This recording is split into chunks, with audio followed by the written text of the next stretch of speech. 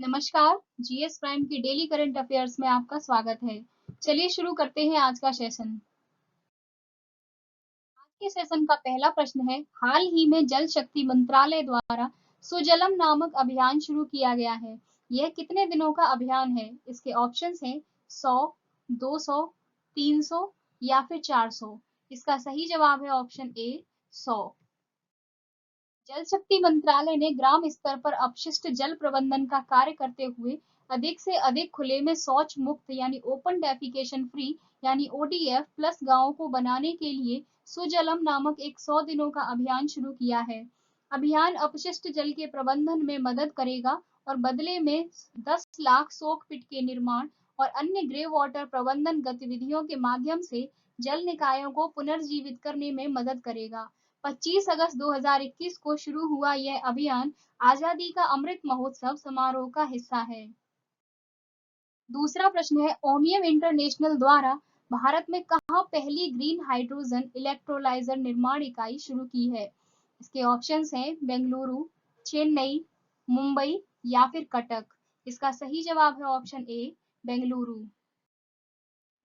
America स्थित Ohmium international ने बेंगलुरु कर्नाटक में भारत की पहली ग्रीन हाइड्रोजन इलेक्ट्रोलाइजर निर्माण इकाई शुरू की है। कारखाना भारत में निर्मित प्रोटॉन एक्सचेंज मेम्ब्रेन यानी पैम हाइड्रोजन इलेक्ट्रोलाइजर्स का निर्माण करेगा। ग्रीन हाइड्रोजन को गैर जीवाश्म स्रोतों से बनाया जाता है, जबकि नीले हाइड्रोजन को जीवाश्म स्रोतों से बनाया जाता है। चलिए जानते हैं गीगा फैक्ट्री के बारे में। गीगा फैक्ट्री भारत में निर्मित proton exchange membrane hydrogen electrolysers का निर्माण करेगी, जिसकी प्रारंभिक विनिर्माण क्षमता लगभग 500 मेगावाट प्रति वर्ष होगी और इसे प्रति वर्ष 2 गीगावाट तक बढ़ाएगी। तीसरा प्रश्न है, दुनिया के सबसे ऊंचे ऑब्जर्वेशन व्हील का अनावरण कहाँ किया गया है? इसके ऑप्शंस हैं दुबई, कतर, रशिया या फिर पेरिस। इसका सही जवाब है ऑप्शन ए दुबई। दुनिया के सबसे बड़े और सबसे ऊंचे ऑब्जर्वेशन व्हील का अनावरण 21 अक्टूबर 2021 को दुबई, संयुक्त अरब अमीरात यानी यूएई में किया जाएगा। ऑब्जर्वेशन व्हील, जिसे एन दुबई कहा जाता है, की ऊंचाई 250 मीटर यानी 820 फीट है, जो ब्लू वाटर्स द्वीप पर स्थित है। रिकॉर्ड तोड़ने वाला पहिया लॉस वेगास में वर्तमान दुनिया के सबसे ऊंचे अवलोकन व्हील हाई रोलर से 42.5 मीटर यानी 139 फीट लंबा है, जिसकी माप 167.6 मीटर यानी 550 फीट है। यूएई की राजधानी अबू धाबी है तथा मुद्रा यूएई दिरहम है। संयुक्त अरब अमीरात के राष्ट्रपति खलीफा बिन जायेद अल नहयान हैं। चौथा प्रश्न है, हाल ही में ब्रिक्स उच्च प्रतिनिधियों की कौन सी बैठक वर्चुअल माध्यम से आयोजित की गई? इसके ऑप्शंस हैं 10th, 11th, 12th या फिर 13th। इसका सही जवाब है ऑप्शन बी 11th। राष्ट्रीय सुरक्षा के लिए जिम्मेदार ब्रिक्स उच्च प्रतिनिधियों की 11वीं बैठक वीडियो कॉन्फ्रेंसिंग के माध्यम से आयोजित की गई। भारत के राष्ट्रीय सुरक्षा सलाहकार यानी national security adviser of India Ajit Doval ने बैठक की मेजबानी की, क्योंकि भारत 2021 ब्रिक्स शिखर सम्मेलन की अध्यक्षता कर रहा है। 15वां ब्रिक्स शिखर सम्मेलन सितंबर 2021 में होने वाला है। एनएसए की ब्रिक्स बैठक ने 5 देशों को राजनीतिक सुरक्षा सहयोग को मजबूत करने के लिए एक मंच प्रदान किया। चलिए जानते हैं बैठक के महत्व के विषय में। ब्रिक्स एनएसए बैठक ने ब्रिक्स शिखर सम्मेलन द्वारा विचार के लिए ब्रिक्स आतंकवाद विरोधी कार्य योजना को अपनाया और सिफारिश की। एनएसए अजीत डोभाल और ब्रिक्स के अन्य शीर्ष सुरक्षा अधिकारियों ने अफगानिस्तान के परिदृश्य और ईरान, पश्चिम एशिया और खाड़ी क्षेत्र के घटनाक्रम पर चर्चा की। पांचवा प्रश्न है, भारत कजाकिस्तान संयुक्त प्रशिक्षण अभ्यास का 5वां संस्करण काजिंद 21 कहाँ आयोजित किया जाएगा?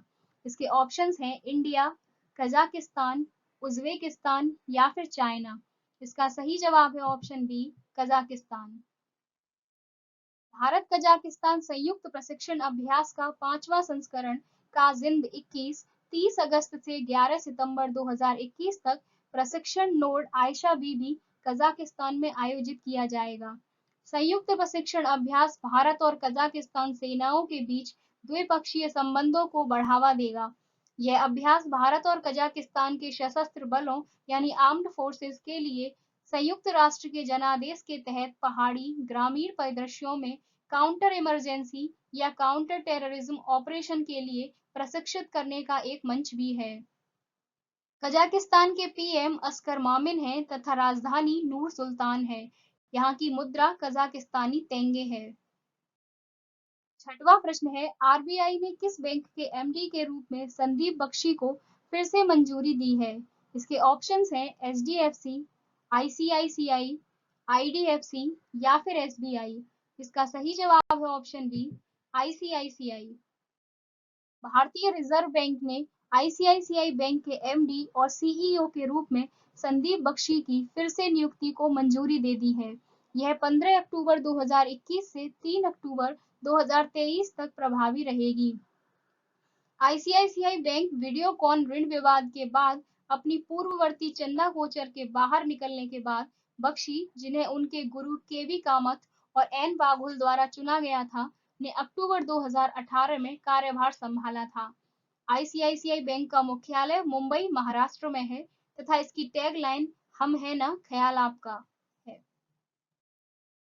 सातवां प्रश्न है, हाल ही में 12% क्लब ऐप किसने लॉन्च किया है?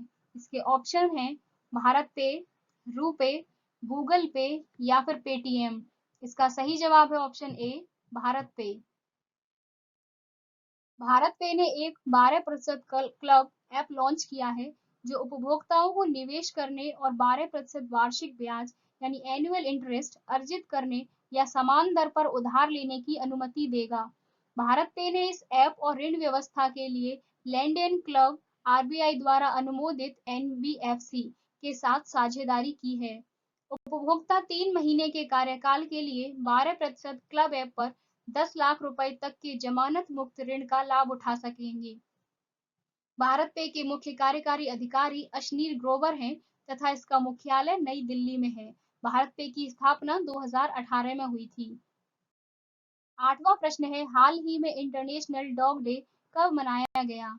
इसके ऑप्शंस हैं 26 अगस्त, 27 अगस्त, 25 अगस्त या फिर 24 अगस्त। इसका सही जवाब है ऑप्शन ए, 26 अगस्त। कुत्ते को गोद लेने और कुत्तों के बचाव के लिए एक सुरक्षित और प्यार भरा वातावरण प्रदान करने के महत्व के बारे में जागरूकता बढ़ाने के लिए हर साल 26 अगस्त को इंटरनेशनल डॉग डे मनाया जाता है। इस दिन की शुरुआत अमेरिका यानी यूएस में 2004 में पालतू और पारिवारिक जीवन शैली विशेषज्ञ, पशु बचाव अधिवक्ता, संरक्षणवादी और डॉग ट्रेनर कोलिन पेज द्वारा नेशनल डॉग डे के रूप में की गई थी। 26 अगस्त को इस दिन के रूप में चुना गया था। पेज के परिवार ने अपने पहले कुत्ते शेल्टी को एक पशु आश्रय से गोद लिया था जब वह सिर्फ 10 साल की थी। इसके ऑप्शंस हैं फुटबॉल, क्रिकेट, गोल्फ या फिर हॉकी। इसका सही जवाब है ऑप्शन ए, फुटबॉल। भारत के पूर्व फुटबॉलर ओ चंद्रशेखरन, जिन्हें उनके गृह राज्य केरल में ओलंपियन चंद्रशेखरन के नाम से जाना जाता है, का निधन हो गया। डिफेंडर के रूप में खेलने वाले चंद्रशेखरन 1960 के रोम ओलंपिक में भारतीय टीम के सदस्य थे, जब देश ने पिछली बार खेलों में फुटबॉल में भाग लिया था।